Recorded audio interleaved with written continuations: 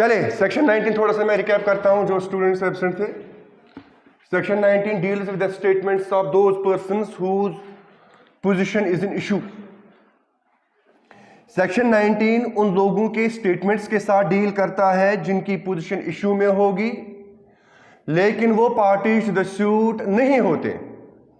Although they are not parties to the suit, उनका statement relevant खाली एक ही वजह से बन जाता है। वो वजह ये है क्योंकि केस का सब्जेक्ट मैटर जो है उसमें उनकी पोजीशन इशू में होगी। And just because their position is in issue their statement becomes relevant although they are not parties to the suit. ठीक है, दैट मींस सेक्शन 19 में एक ही क्वालिफिकेशन है। एक इंसान का स्टेटमेंट रेलिवेंट खाली एक वजह से बन जाता है, वो ये है कि उसकी पोजीशन केस के सब्जेक्ट मैटर में इशू में होनी चाहिए। ठीक है, हता कि वो पार्टी टू द सूट नहीं होता। मैं आपको एक मिसाल देता हूं, परसों मैंने आपको एक मिसाल दी थी। देयर इज अ पर्सन ए, यह दिवा अंडरटेकिंग BS जि चान तरफ करबा किराए जमा। अंडरटेक्स, ये अंडरटेकिंग देता है बी को कि आपके बिहाफ पे, आपके बदले मैं लोगों से रेंट्स इकट्ठे करूंगा। हो सकता है इसके पास कुछ दुकानें होंगी, कोई बिल्डिंग होगा। अब ए क्या कर रहा है, क्या कह रहा है बी को कि आपकी तरफ से मैं किराया इकट्ठा करूंगा। अब बी जो है, ए अंडरटेकिंग किसको देता है, बी को। अब बी स्यू करता है ए को, यह मालिक, यह दिवान अमिस क्या अंडरटेकिंग चान बदल कर किराए जमा। अब बी स्यू करता है ए को कि जो रेंट सी से ड्यू थी, जो किराए में सी दार है, ये कुछ वना बी वना जो किराए में सी दार है ए नासा कर सा कलेक्ट के। आपको समझ में आ गया। अब ए जो है, ठीक है, अब ए डिनाई करता है that rent was due from C to B. A क्या वना, ए वना नासा दारियान अमिस किराए, यह क्या करान अमिस सू दपान सोस किराए में सी दारिया सो किराए कर कमिस वना बीएस। आपको समझ में आ गया। यह वना नासा दारियान अमिस किराए कहें। आपको समझ में आ गया। अब यहां पे सी का स्टेटमेंट, सी जो स्टेटमेंट देता है, कौन सा स्टेटमेंट, ये दारिया में किराए, the rent was due from B आसा दारिया में किराए। ठीक है, it is a statement, it is an admission. आपको समझ में आ गया। And it is a relevant statement. यहां पे स्टेटमेंट कौन दे रहा है, सी। क्या C party to the suit है? पार्टी टू द सूट कौन कौन है, ए और बी। स्टेटमेंट कौन दे रहा है, सी। क्या वनान बासा दारहा मिस किराए, वो क्या वनान इदारा मिस किराए की, सी क्या वनान बदारा मिस किराए। सी कुछ थर्ड पार्टी। आपको समझ में आ गया। He is a third party, he is not a party to the suit. उसका स्टेटमेंट खाली एक ही वजह से रिलेवेंट बन जाता है, वो ये है कि उसकी पोजीशन इशू में है। आपको समझ में आ गया। दैट मींस सेक्शन 19 उन लोगों के स्टेटमेंट्स के साथ डील करता है जो पार्टी टू द सूट नहीं होते हैं बल्कि उनकी पोजीशन इशू में होती है। दैट मींस सेक्शन 19 जो है, इसकी बुनियाद जो है, इसकी बेस जो है, वो इस उसूल पे है। उसूल क्या है कि जहां पे एक इंसान का राइट या एक इंसान की लायबिलिटी डिपेंडेंट होगी थर्ड पर्सन पे। एक इंसान का राइट या उसकी लायबिलिटी डिपेंडेंट होगी, मुनहसर होगी किस पे, थर्ड पर्सन पे। आपको समझ में आ गया। को थर्ड पर्सन जो स्टेटमेंट देगा वो रिलेवेंट स्टेटमेंट माना जाता है। That is an admission. आपको समझ में आ गया।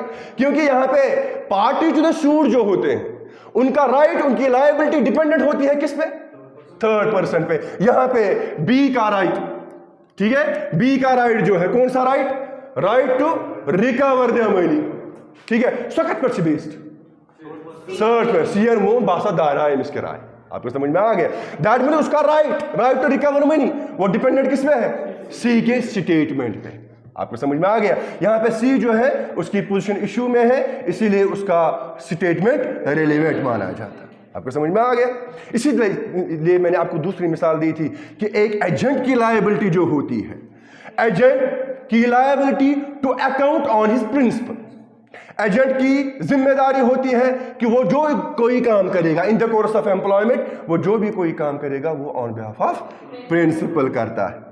ठीक है, अब एजेंट की लायबिलिटी जो है, अब फॉर एग्जांपल एजेंट जो है इसने प्रिंसिपल के बिहाफ पे प्रिंसिपल से बदल को इन थर्ड पार्टी से कंट्रैक्ट क्या करूं, थर्ड पार्टी से करें कंट्रैक्ट, मगर पन्निस बलबूतस पर नहीं किए, ठीक है, ऑन बिहाफ ऑफ प्रिंसिपल। ठीक है, अब यहां पे देख जिसके साथ इसने कंट्रैक्ट किया, इसके साथ इसने ब्रीच ऑफ कंट्रैक्ट किया। क्या किया? ब्रीच ऑफ कंट्रैक्ट किया। लेकिन वो ब्रीच ऑफ कंट्रैक्ट किसके बिहाफ पे माना जाएगा? प्रिंसिपल के बिहाफ पे। आपको समझ में आ गया? यहां पे जो जिसके साथ ब्रीच हुआ, ठीक है, यहां पे अब केस जो है, ठीक है, यहां पे जो स्टेटमेंट थर्ड पार्टी देगा किसके मुतालिक? अपनी पोजीशन के मुतालिक। आपको समझ में आ गया? जैसा अब इसने मेरे साथ ब्रीच ऑफ कंट्रैक्ट किया या इसने मेरे साथ ऐसी ट्रांजैक्शन की। आपको समझ में आ गया? यहां पे जिसके साथ उसने ट्रांजैक्शन की वो कौन है? He is a third party. Party to the suit कौन है यहां पे? Principal and agent. आपको समझ में आ गया? Any statement made by third party जिसके साथ इसने कंट्रैक्ट किया होगा उसका स्टेटमेंट रेलेवेंट माना जाएगा। Although he is not a party to the suit but his statement becomes relevant only because his position is in issue. This is section 19। Section 20 deal करता है उन लोगों के एडमिशन के साथ जो पार्टी टू द सूट नहीं होते हैं लेकिन पार्टी टू द सूट ने एक्सप्रेसली उनकी तरफ रेफर किया होगा। आपको समझ में आ गया? उनकी तरफ रेफरेंस दी होगी। अब जिसकी तरफ रेफरेंस दी गई है he is not a party to the suit, लेकिन उसका स्टेटमेंट क्यों रेलेवेंट माना जाएगा?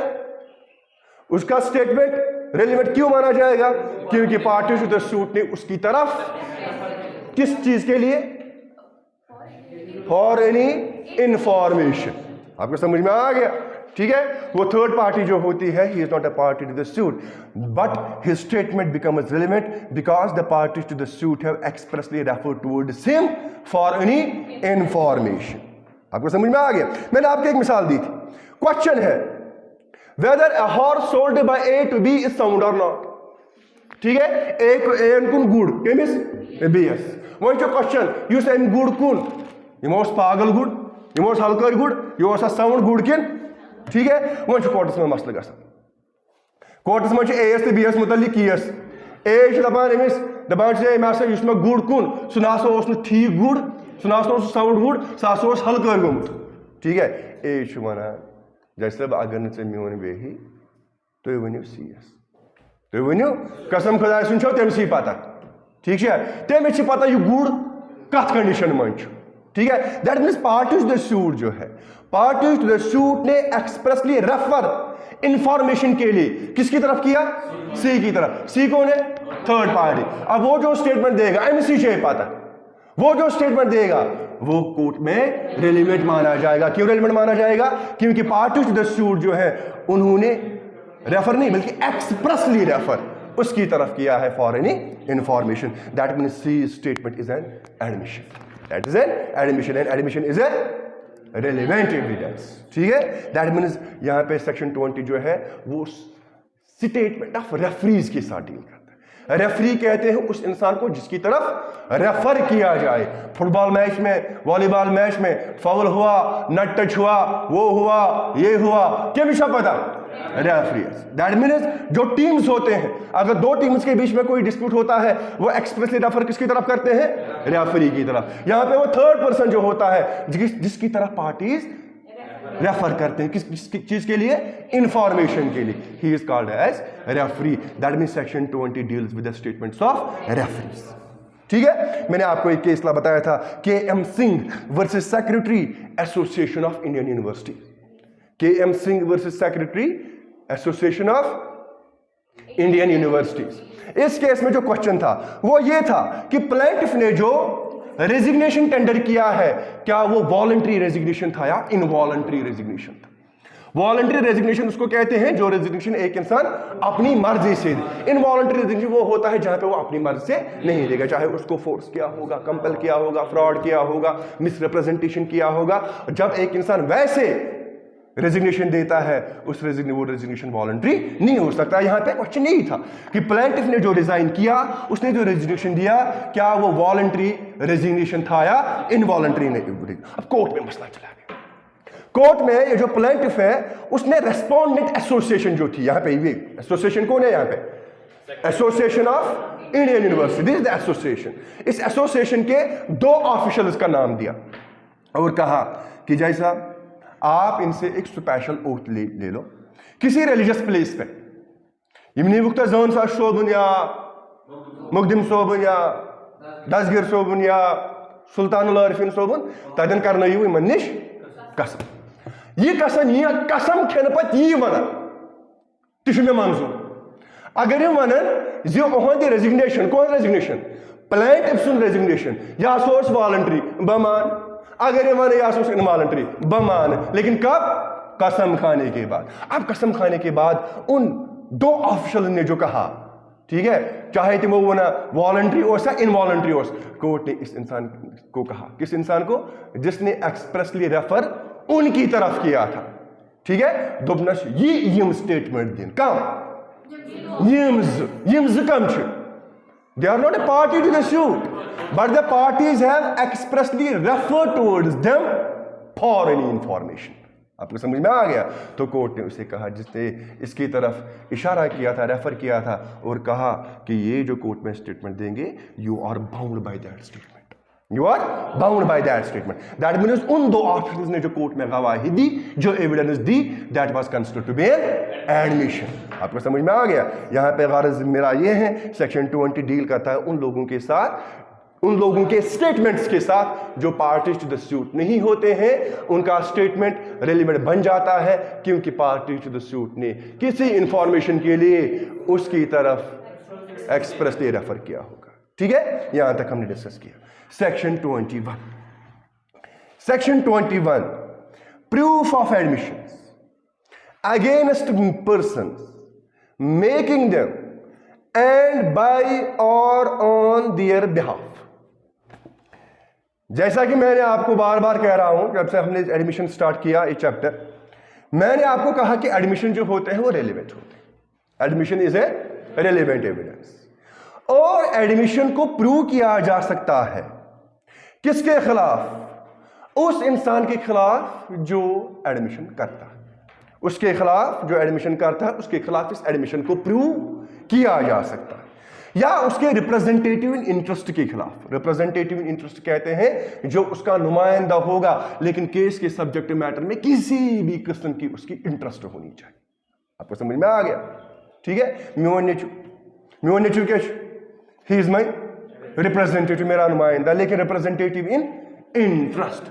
मेरी प्रॉपर्टी जो है, मेरी प्रॉपर्टी में मेरे बनने के बाद इंटरेस्ट किसका होगा? मेरे बच्चे का। अब वो क्या बन गया? मेरा रिप्रेजेंटेटिव इंटरेस्ट। सेक्शन 21 कहता है एडमिशन जो होते हैं वो रिलेवेंट एविडेंस होते हैं, और एडमिशन को प्रूव किया जा सकता है उस इंसान के खिलाफ जो एडमिशन करे, या उसके रिप्रेजेंटेटिव इंटरेस्ट के खिलाफ। लेकिन they can not be proved, they cannot be proved by that person who makes the admission। उसके खिलाफ, ये समझने वाली बात, जो एडमिशन करता है उसके खिलाफ उस एडमिशन को प्रूव किया जा सकता है, लेकिन वो खुद अपने एडमिशन को खुद अपने ऊपर प्रूव नहीं करता। आपको समझ में आ गया? उसके खिलाफ एडमिशन को प्रूव किया जा सकता है, ठीक है, लेकिन वो खुद अपने एडमिशन को प्रूव नहीं कर सकता है।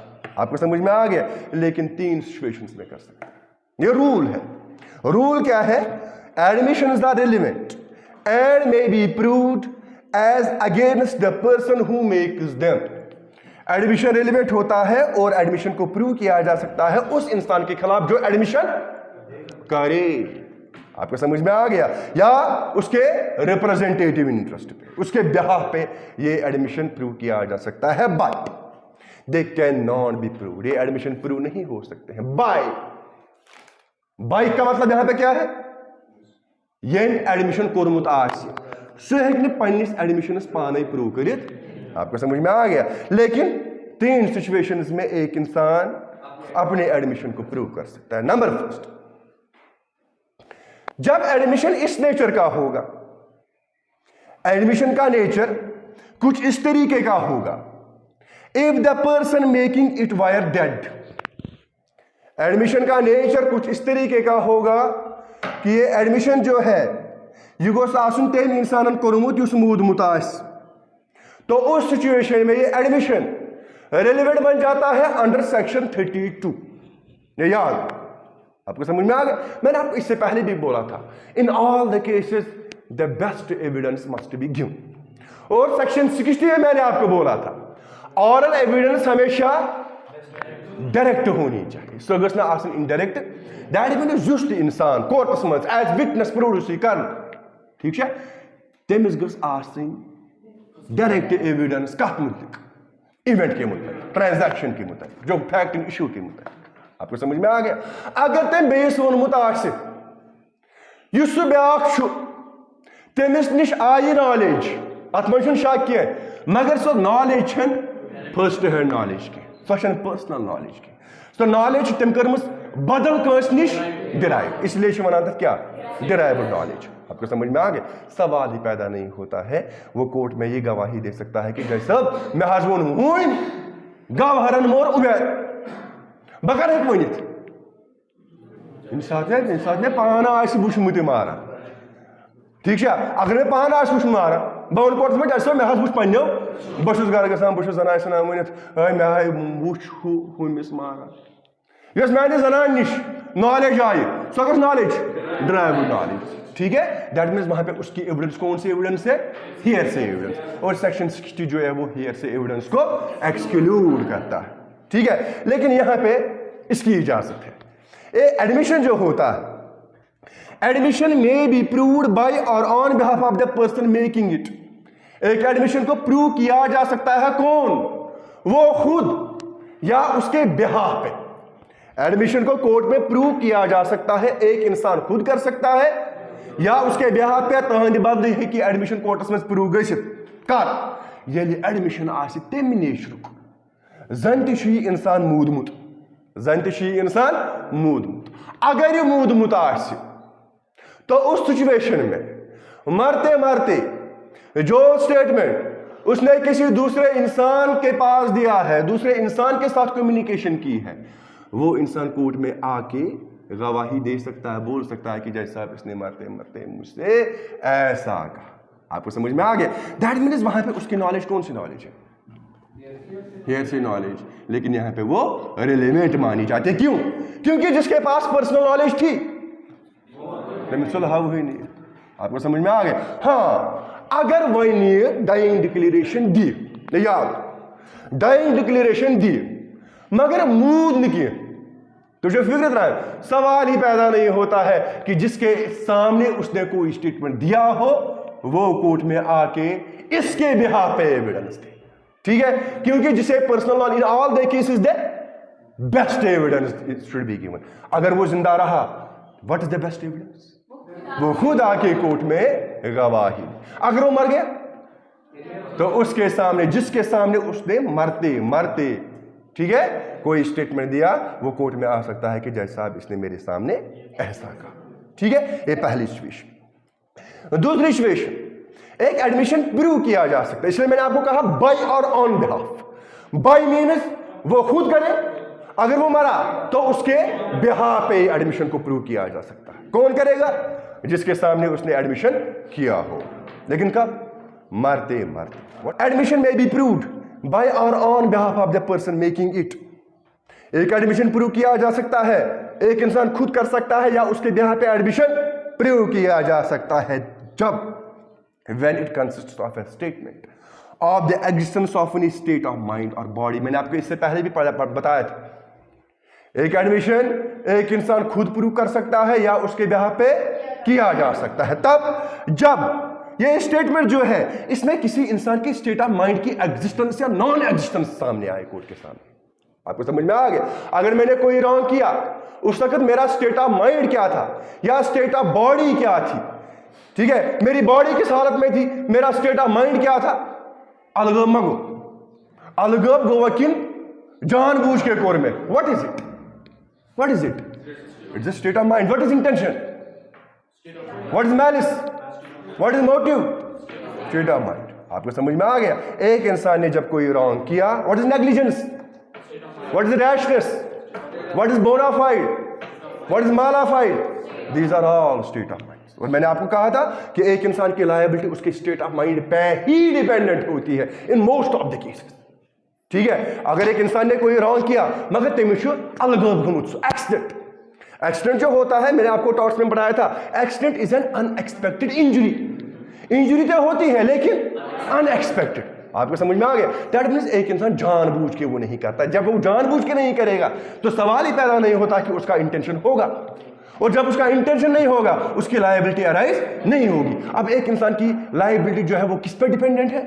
स्टेट ऑफ माइंड पे। आपको समझ में आ गया? लेकिन मैंने आपको परसों भी कहा था कि आज की जो मॉडर्न ट्रेंड है, मॉडर्न ट्रेंड ये है कि in most of the cases this mains Riya has undergone the Eclipse. आपको समझ में आ गया? Modern trend. बहुत सारे केसेस ऐसे होते हैं जहां पे कोर्ट जो है वो एक इंसान का एक्ट देखता है, उसका इंटेंशन नहीं देखता। आपको समझ में आ गया? मिसाल मैंने आपको दी थी किसकी? किडनैपिंग की। किडनैपिंग गई ये अख इंसान कंस कोर हुंद अगवा करे मगर सो कूड़ गस आसन 18 वर्ष बोन। ठीक है, वन बकरान कंस कोर हुंद अगवा, मैं किडनैपिंग कर रहा हूं, लेकिन मेरे पास ऑनेस्ट एंड रीजनेबल बिलीफ है कि जिस लड़की का मैं अगवा कर रहा हूं she is above the age of 18 years. That means मैंने जरिया है केस का जो मेन इंग्रेडिएंट है, किडनैपिंग का जो मेन एसेंशियल है, दैट इज मिसिंग। आपको समझ में आ गया? Make a reasonable belief that the girl which I am kidnapping is above the age of 18 years. One बह कोर्टस मज वनान जज साहब मे लायबिलिटी ना अराइज गसान हो क्या गसान अराइज तिकाज यमिस लड़की हुन मे अगवा कोर मे हज पता सो 18 वर्ष शोर। ठीक है, जज साहब कर मे नालस था सुसुमेदार की नेवर। ठीक है, क्योंकि ये ऐसा केस है जहां पे एक इंसान का इंटेंशन जो है उसका कोई मतलब ही नहीं बनता। ठीक है, this mains Riya has undergone Eclipse. यह छाय यह साइडस कर, यह छाय था, इक्लिप्स गई छाय, यह तम साथ छाय था। ठीक है, वहां पे क्या देखिएगा कोर्ट, एक्ट हुआ है, किडनैपिंग हुई है या नहीं। दैट मीन्स वहां पे एक इंसान की लायबिलिटी उसके एक्ट से ही अराइज होती है, उसके इंटेंशन से नहीं, उसके स्टेट ऑफ माइंड से नहीं। ठीक है, मैं आपको कह रहा था दूसरी सिचुएशन ये है, एक एडमिशन प्रूव किया जा सकता है, एक इंसान खुद प्रूव कर सकता है या उसके बिहाफ पे प्रूव किया जा सकता है जब एक इंसान के स्टेटमेंट में किसी इंसान की स्टेट ऑफ माइंड की या उसकी स्टेट ऑफ बॉडी की एग्जिस्टेंस या नॉन एग्जिस्टेंस सामने आए। आपको समझ में आ गया? लेकिन यहां पे एक शर्त है, वो शर्त है कि एक इंसान का स्टेट ऑफ माइंड या स्टेट ऑफ बॉडी जो है तद गुस आसन एकंपनी करा, स्टेट को एकंपनी करना चाहिए। क्या? इससे पहले मैंने आपको कहा था स्टेटमेंट ऑफ कंडक्ट में सेक्शन 8, शाबाश, स्टेटमेंट्स गुस हमेश एकंपनी करो कंडक्ट। क्या गुस करो? कंडक्ट। सेक्शन 8 जो है, सेक्शन 8 में मैंने आपको कहा था सेक्शन 8 में स्टेटमेंट की रेलिवेंस नहीं है। आपको समझ में आ गया? मगर अगर एक किस इंसान से स्टेटमेंट एकंपनी करा, साथ में चल रहा है क्या? कंडक्ट, तो उस सिचुएशन में स्टेटमेंट रेलिवेंट माना जाता है। आपको समझ में आ गया? मिसाल के तौर पे इद्रिस साहब लगामुच कम तान जंग तबर, वन चलान, क्या चलान चलान चलान वनान, क्या वनान? बह मोर्स, बहा मोर होस बकम मोर्स, बहा मोर होस बकम मोर्स, क्या what is it? The statement बोल रहा है ना मुझे किसने मारा, he is explaining the cause of his injuries. ठीक है, लेकिन कब वो स्टेटमेंट दे रहा है? भागते भागते, भागना क्या है? कंडक्ट। आपको समझ में आ गया? किस इंसान स्टेटमेंट शीवान तेरे रेलिवेंट मान ये कंपनी अस्करान क्या? कंडक्ट। आपको समझ में आ गया? और सेक्शन 8 में मैंने आपको बताया था। आपको समझ में आ गया? एक एडमिशन जो है वो एक इंसान प्रूव कर सकता है या उसके बिहाफ पे वो प्रूव किया जा सकता है जब एक इंसान अपने स्टेटमेंट से क्या दे, क्या कहे। एक इंसान स्टेटमेंट से क्या कहे, कोर्ट के सामने क्या लाएगा? State of mind, state of body, लेकिन वो स्टेटमेंट तब तक रेलेवेंट नहीं माना जाएगा यो स्टेटमेंट आसे अकंपनी करान कंडक्ट। आपको समझ में आ गया? क्योंकि मैंने आपको कहा था कि जब स्टेटमेंट के साथ कंडक्ट मिक्स में होगा तो बहुत कम चांसेस होते हैं कि एक इंसान झूठ बोले।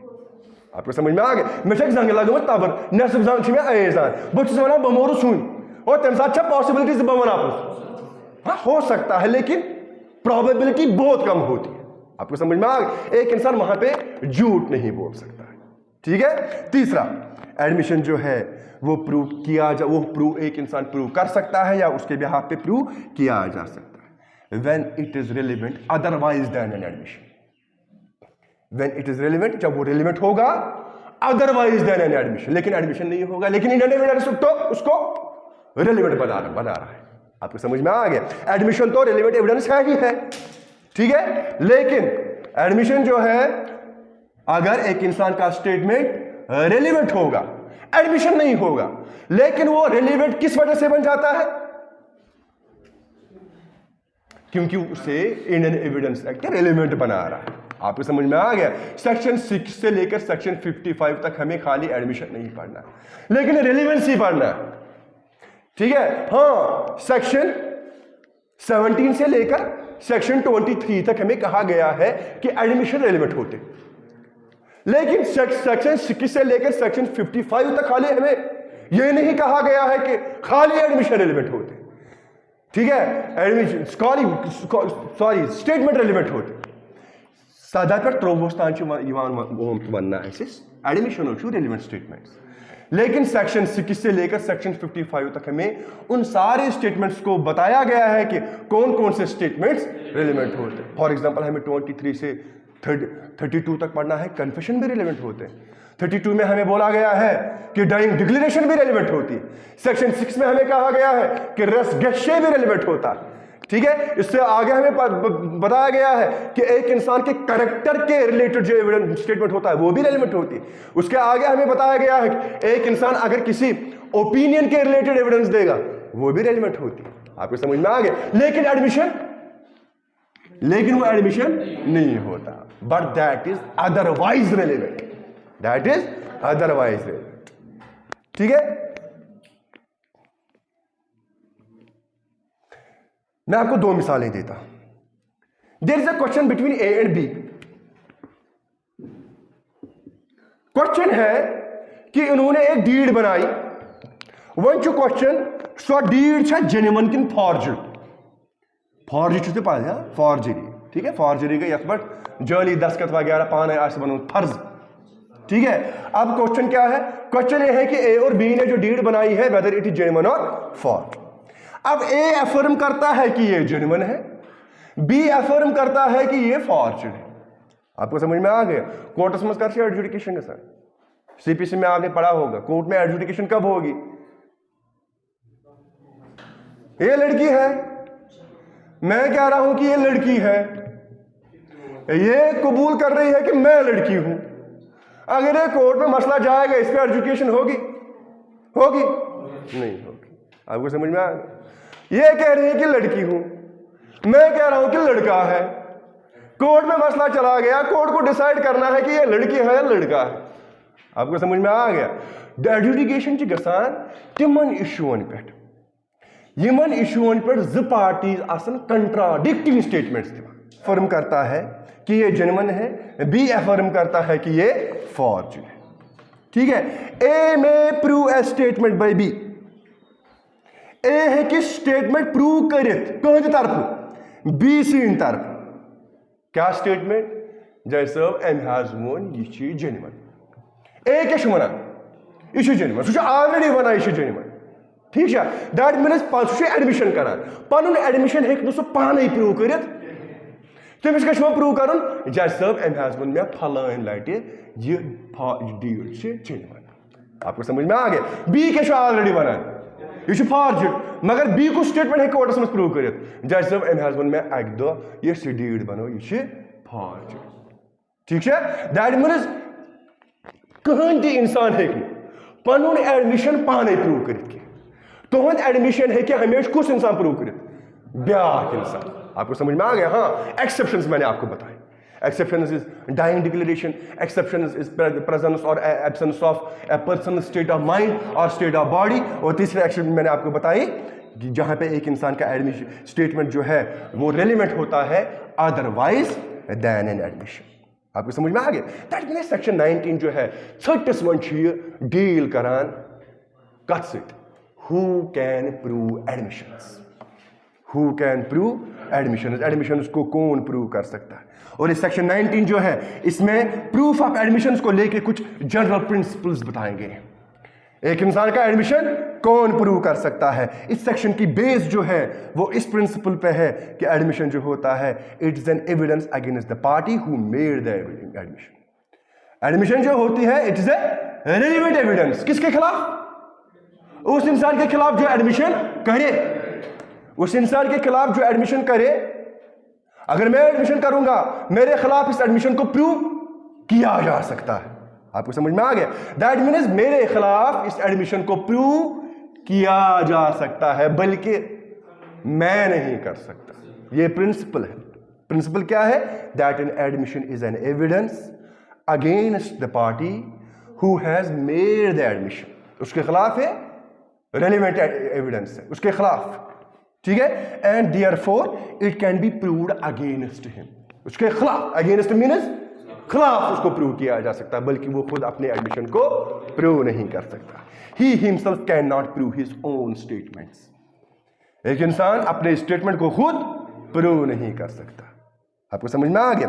अब ये रूल है लेकिन इसकी 3 एक्सेप्शंस मैंने आपको बताई, ठीक है। इन 3 एक्सेप्शंस में एक पार्टी को यह इजाजत दी जाती है to prove his own statements. वो अपने स्टेटमेंट्स को खुद ही प्रूव कर सकता। कब? पहला, when the statement should have been relevant as dying declaration.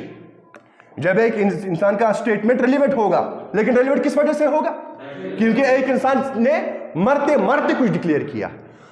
जब एक इंसान मरते मरते कुछ डिक्लेयर करता है उसे हम कहते हैं डाइंग डिक्लेरेशन, ठीक है। when the statement should have been relevant as dying declaration or as that of a deceased person। Section 32 में, सेक्शन 32 का जनरल परसेप्शन आम स्टूडेंट्स में ये है, लॉ स्टूडेंट्स में, वो कहते हैं कि सेक्शन 32 जो है वो खाली डाइंग डिक्लेरेशन के साथ डील करता है, लेकिन ऐसा कहना गलत है। सेक्शन 32 में 6 क्लासेस है। सेक्शन 32 क्लास 1 डील करता है डाइंग डिक्लेरेशन के साथ, ठीक है। डाइंग डिक्लेरेशन खाली एक क्लॉज है उसका। सेक्शन 32 उन स्टेटमेंट्स के साथ डील करता है जहां पे एक इंसान खुद कोर्ट में नहीं आ सकता किसी भी वजह से। Dying declaration is one of the reasons कि एक इंसान कोर्ट में नहीं आ सकता, लेकिन dying declaration is not the only reason, it's one of the reasons. It is not the only reason, it is one of the reasons, ठीक है। उन लोगों का स्टेटमेंट जिनकी प्रेजेंस कोर्ट में at the amount of expense और delay, section 32 में हमें पढ़ना है। All those personal statements whose presence can not be procured at the amount of expense और डिले, ठीक है। वो कोर्ट में एक इंसान आ सकता था लेकिन यहां से केस को निपटाने की जल्दी है, डिले हो सकता है। जिसको पता था वो अमेरिका चला गया। आपको समझ में आ गया? अब अगर हम उसका वेट करेंगे तो केस में क्या हो जाएगा? डिले हो जाएगा। अब वो वहीं से किसी को फोन करता है, मैं बुशमुत केम कुछ मूवर चाहमन से आते जितकन, ठीक है, मैं हज वो फलान इंसान जो अमेरिका बिहित तमें हज वो मैं ये वो कोर्ट में आके उसके बदले गवाही दे सकता या eight the amount of expense. अगर किसी इंसान की प्रेजेंस कोर्ट में आएगी लेकिन उसमें पैसा लगेगा, ठीक है। किसी को वेस्ट इंडीज से लाना है, वो क्रिस गेल के पास गया, ठीक है, उसको वेस्ट इंडीज से लाना है, उसमें क्या लगेगा? पैसा। पैसा कौन देगा? ना ही आप दोगे ना ही मैं दूंगा। अब वो वेस्ट इंडीज से किसी को फोन कर रहा है, वो आते मुंजी जैसे वर्षित के, ठीक है, तो वहां पे उस इंसान का स्टेटमेंट रेलिवेंट माना जाता है, ठीक है।